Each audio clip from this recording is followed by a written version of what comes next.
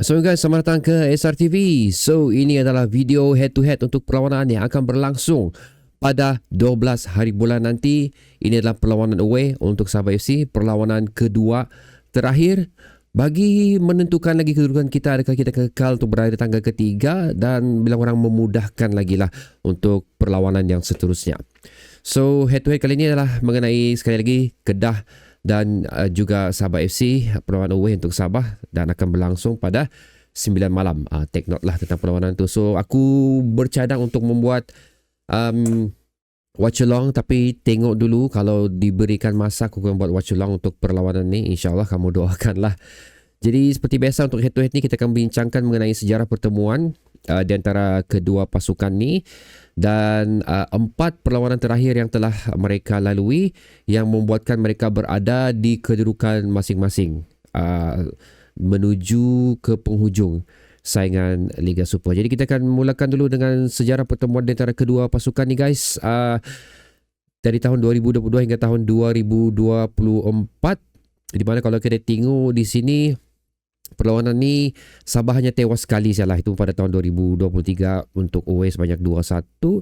Manakala untuk tiga perlawanan seterusnya kita berjaya mengelakkan sebarang kekalahan. In fact kita berjaya mengutip 2 kemenangan daripada 2023 sehingga 2024 dengan jumlah kadar gol yang cukup cantik. Tapi kita ingatkan di sini ini adalah Kedah yang dululah. Kedah yang sekarang ni totally different, di mana kamu lihat 4 perlawanan yang telah mereka lalui sekarang ni semuanya merah guys, di mana 2 perlawanan terakhir waktu menentang JDT dan juga Seri Pahang mereka telah mendapat dibolosi 6 gol. So 2 perlawanan terakhir saja 12 gol telah mereka lepaskan, manakala 2 perlawanan sebelum tu pula mereka sendiri telah melepaskan 3 gol pada perlawanan itu masing-masing. Dengan jumlah gol mereka jaringkan pun saya pada 4 perlawanan terakhir hanya 3 gol saja yang berjaya mereka lakukan. Jadi apa yang berlaku dengan Kedah sekarang memang memberi impak yang besar untuk mereka lah. Di mana kalau kamu tengok lagi untuk 5 perlawanan terakhir Kedah ni pun belum lagi berjaya mencatat sebarang kemenangan lah.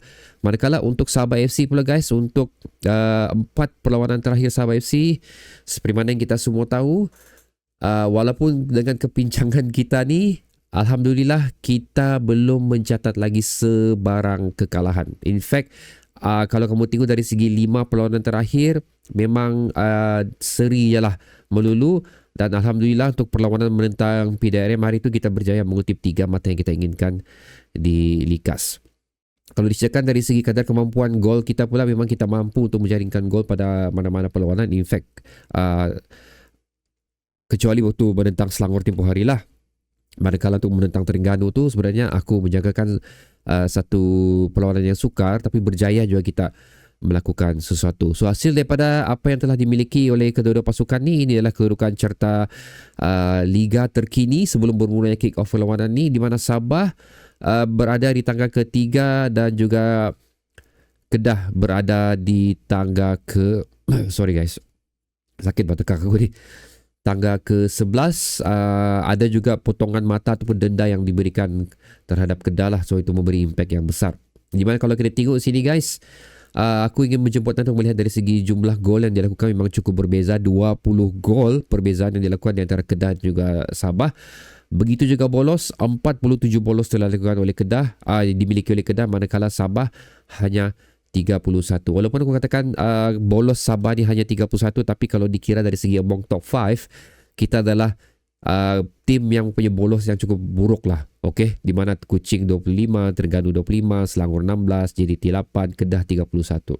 So itu adalah merupakan satu benda yang kita kena ambil kira juga lah tentang prestasi Sabah FC ni. So prediction aku untuk perlawanan ni, again, okey lah, Kedah memang dalam kepincangan sekarang ni dan Sabah FC perlu mengambil peluang ni dengan sebaik-baiknya. Tapi adakah ianya akan menjadi satu perlawanan yang mudah untuk kita? Sekali lagi bagi aku, walaupun Kedah tangga ke-11 dengan situasi mereka terkini macam ni, aku merasakan Sabah masih sukar untuk melakarkan gol pada perlawanan ni. Walaupun aku katakan kita masih mampu menjaringkan gol, tapi sebenarnya kita agak struggle juga untuk menghasilkan gol tersebut.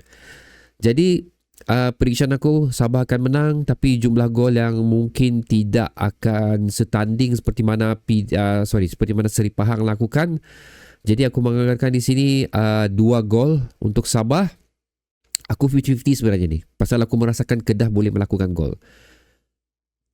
So aku tak 2-1 lah. Okay, 2 Sabah dan juga 1 untuk Kedah pada perlawanan ni. Kenapa aku berikan Kedah mampu untuk menjaringkan gol, padahal aku katakan sebelum ni mereka agak struggle untuk menjaringkan gol pada 5 perlawanan sebelum ni, kerana aku tengok kadar bolos kita lah cukup tinggi. Walaupun cukup bagus apa yang ditampilkan pada perlawanan tempoh hari, tapi still bagi aku PDRM perlawanan tu, kalau mereka mempunyai pemain hadapan mereka lah mempunyai skill teknikal untuk menjadikan gol yang cukup tinggi, for sure chances yang mereka miliki itu akan mereka berjaya terjemahkan untuk menjadi gol lah. So unfortunately untuk perlawanan tu mereka gagal untuk melakukan sedemikian kerana peluang yang mereka miliki juga cukup bagus. So that is why aku merasakan Sabah akan dibolosi pada perlawanan ini, tapi kita tetap still menang lah. So itu untuk head to head saja, berbincang mengenai kedua pasukan. So besok aku keluarkan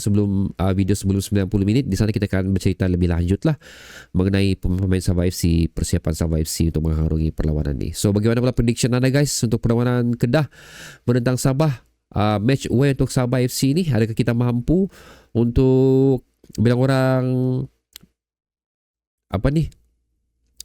mengekalkan tanggal ketiga kita ni tanpa perlu risau untuk perlawanan yang seterusnya? So sila letakkan pendapat anda di ruang komentar di bawah. Bertemu lagi di video seterusnya. Assalamualaikum.